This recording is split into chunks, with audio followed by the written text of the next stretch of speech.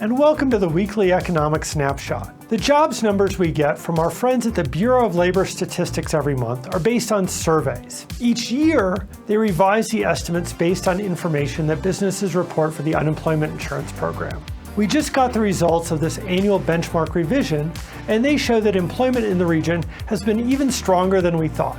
The estimate of total payrolls in El Paso and Teller counties for December was revised up by 6,500 to 332,000. The average monthly employment increase in 2023 was 900, compared with 625 before the revision.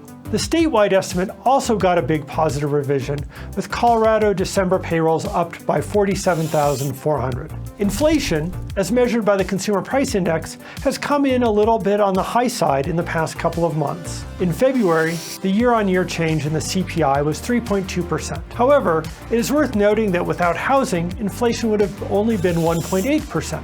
House prices and rents have settled down after the big increases we saw in 2021 and 2022. Why is housing still pushing measured inflation up?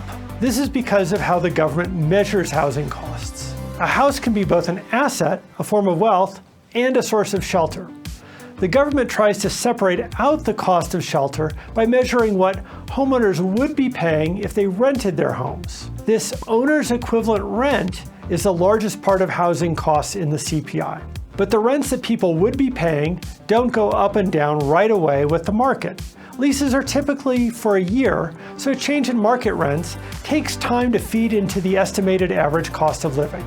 I've calculated a weighted average of U.S. market rents for apartments and single-family homes using Zillow data, with the weights reflecting the share of each in the U.S. housing stock.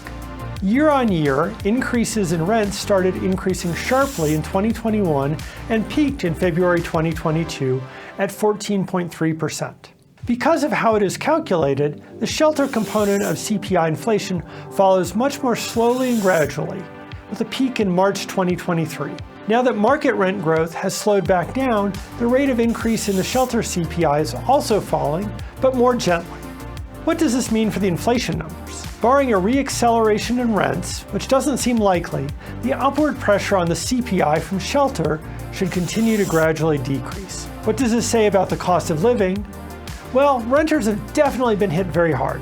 However, for homeowners who have stayed in the same house over the past few years, the impact of inflation has been less than the measured change in the Consumer Price Index. Thanks for watching. We'll see you next week.